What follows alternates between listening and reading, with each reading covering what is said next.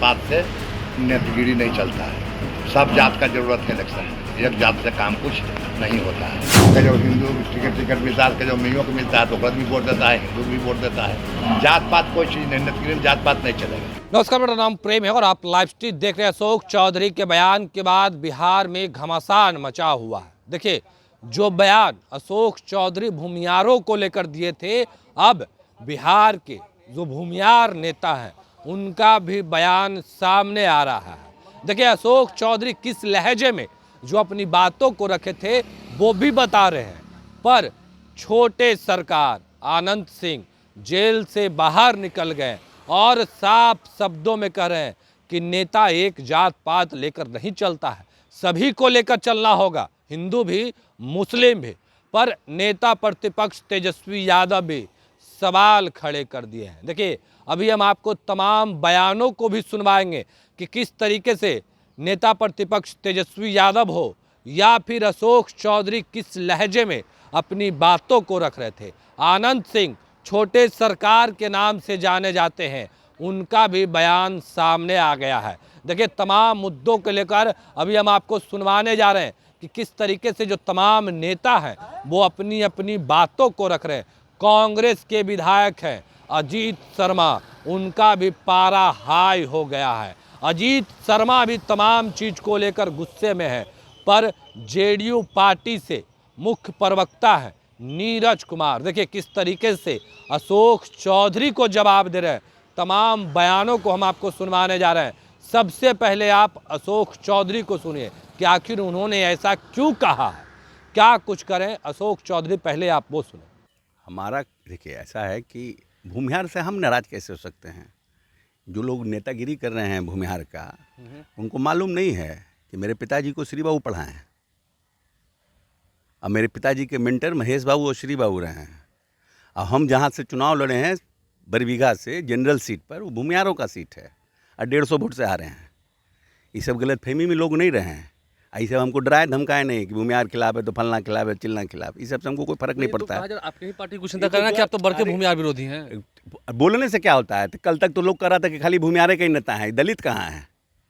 अब आज बोल रहे हैं जगदीश शर्मा पर हम बोल दिए, तब आज लोग कह रहे हैं कि भूमिहार विरोधी है। तो ये शंकराचार्य हैं क्या? वो है ये शंकराचार्य हैं भूमिहार के कि टिड्डी नहीं, टिड्डी की तरफ वोट उनके पीछे पीछे शिफ्ट कर जाएगा। गलतफहमी में कोई नहीं रहे हैं। वोट नीतीश कुमार का है और नीतीश कुमार के कंधे पर चढ़कर सब नैया पार करना चाहते हैं, समझे। चाहे वो अशोक चौधरी हो, चाहे जगदीश शर्मा हो, जो हो, वोट नीतीश कुमार के काम का है, समझे कि नहीं। सब कोई उन्हीं के कंधा पर सवार होकर करना था। आप ऐड कीजिएगा ना जी। आपने हम खुद विरोधी थे चंद्रवंशी जी के टिकट का, हम खुद विरोधी थे। आप विरोधी थे? बिल्कुल। तो उन्होंने भी तो कहा कि हमने साहब को जाकर कह दिया था कि हम जहानाबाद नहीं अरे जाएंगे। भाई कह दिया तो आप कहने तक ना है, जब तक सिंबल तक ही ना बात है। हम भी विरोध थे, हम चंद्रवंशी जी के टिकट के पक्षधर नहीं थे। लेकिन जब साहब ने निर्णय कर दिया तो समस्तीपुर के बाद हम कहाँ गए? जहानाबाद गए ना, 15 दिन रहे। और जो लोग ने मदद लिया, जिन लोगों ने पार्टी के साथ, पार्टी को जिन लोगों ने, पार्टी के लोगों ने, नेता ने जिनको ताकत दिया, वही रन छोड़ के भाग गए। तो हम क्या करें? तो कह रहे थे कि हम कपड़ा फड़वाने नहीं जाएंगे वहाँ पर। तो हम गए, हमको कौन कालिक पोत दिया? कितना भूमिहार गांव घूमे हम?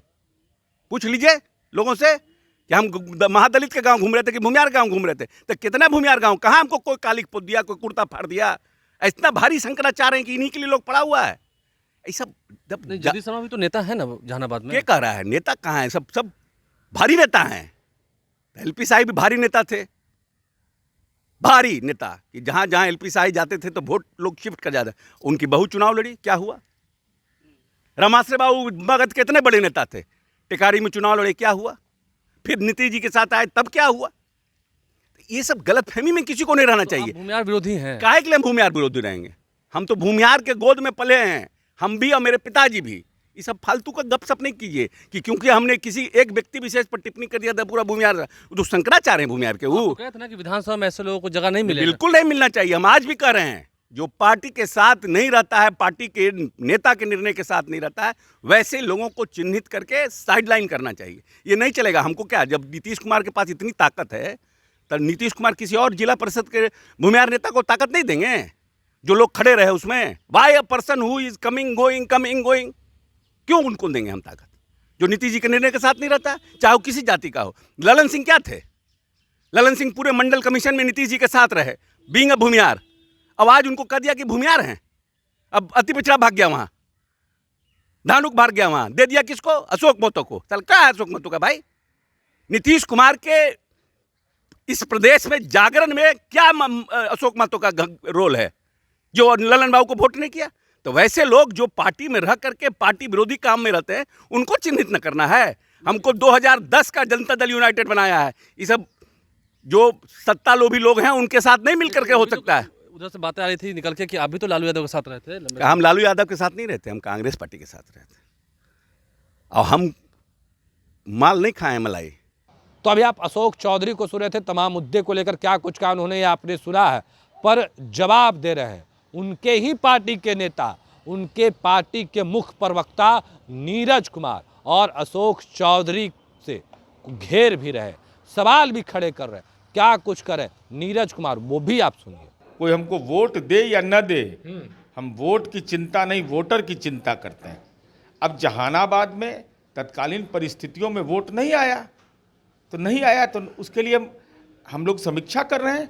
तो कटिहार के भी चुनाव प्रभारी थे जी, आपकी जिम्मेवारी बनती थी, आप वहां के प्रभारी थे,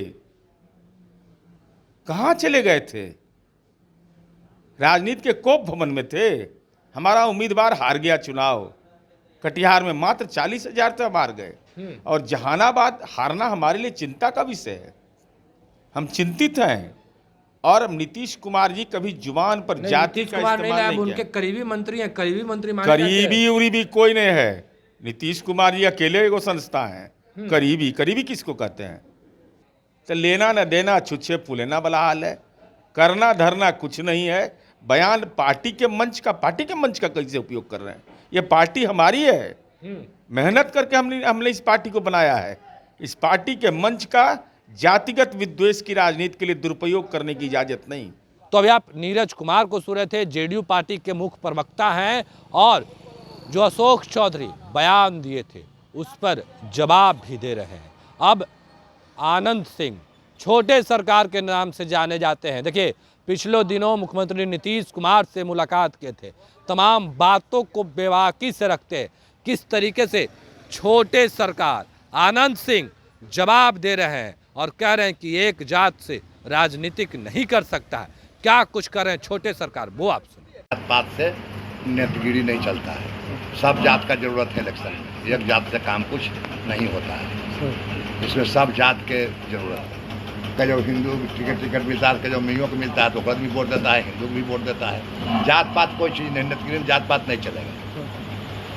ये सब जात की जरूरत है और सब जात सब पार्टी में। तो अभी आप आनंद सिंह को भी सुने, पर कांग्रेस के विधायक है अजीत शर्मा। देखिए, अजीत शर्मा का भी पारा हाई है, अजीत शर्मा भी गुस्से में है और किस तरीके से बिहार सरकार के मंत्री अशोक चौधरी को माफ़ी मांगने के लिए कह रहे हैं।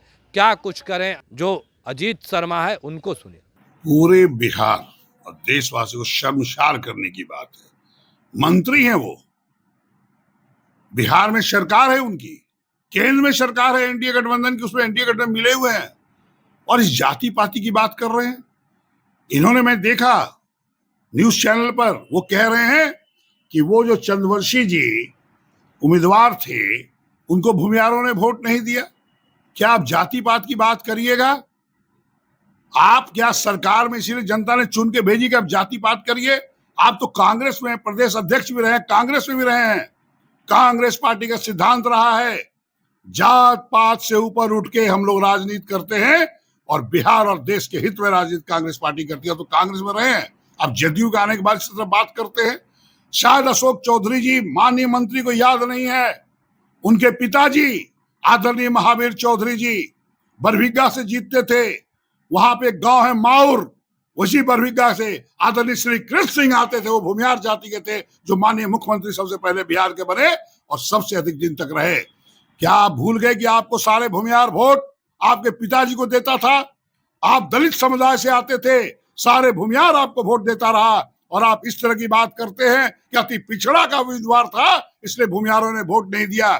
आपको शर्म आना चाहिए, आपको बिहार से सभी जातियों से माफी मांगना चाहिए। भूमियार जाति जात पात नहीं देखता, सभी जाति को लेकर साथ चलता है और बिहार के विकास के लिए वो अग्रसर रहता है। आप इस तरह की बात किए हैं, खुद आप जनता को बताइए, क्या आपके पिताजी जीतते रहे? क्या भूमिहारों ने आपको वोट नहीं दिया बरबीघा से, जहां आदरणीय श्री कृष्ण सिंह का गांव है? यह आपको बताना होगा। आप भूमिहार जाति पे इल्जाम लगाए हैं और आपको बता दें, आप माफी मांगिए पूरे बिहार से, पूरे देश से, भूमिहारों से।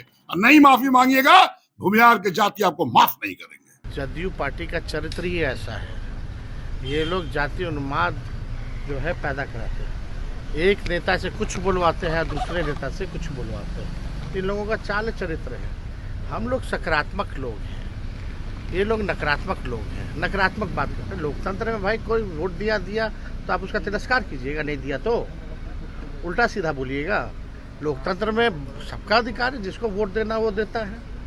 लेकिन चर्चा इस पे होनी चाहिए ना, सकारात्मक चर्चा होनी चाहिए। क्यों नहीं ये लोग अशोक चौधरी और ये बिहार सरकार के जितने मंत्री हैं ये चर्चा करते कि भाई बिहार समाज के कितने लोग बेरोजगार हैं, उनको नौकरी कैसे दी जाए। पिछड़े समाज के हों, दलित समाज के हों या अल्पसंख्यक हों, इन लोगों में बेरोजगारी कितनी है, इस पे ना चर्चा होनी चाहिए कि उनकी आर्थिक स्थिति कैसी है, उनकी आर्थिक स्थिति को कैसे सुधारें। चर्चा तो इस पे होनी चाहिए।